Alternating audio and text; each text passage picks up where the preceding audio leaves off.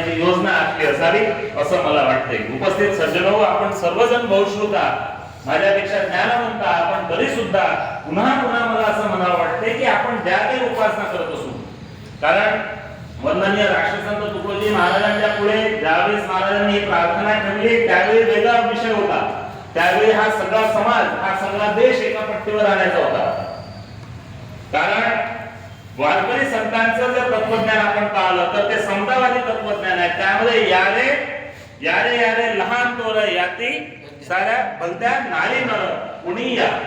इथे कुणालाही बंधन नाही, फक्त तो माणूस असला पाहिजे, मानव असला पाहिजे. मानवाच्या वेशातला राक्षस तो असू नये, म्हणजे तो विकृत माणूस असला नाही पाहिजे. तो अळानी असला, अज्ञानी असला तर त्याला ज्ञानी करता येईल. परंतु जो ज्ञानी आहे, परंतु ज्ञानी असूनही त्याला चुकीचं वागायचं आहे असा माणूस आपल्याजवळ नसला तर चालते. म्हणजे त्याला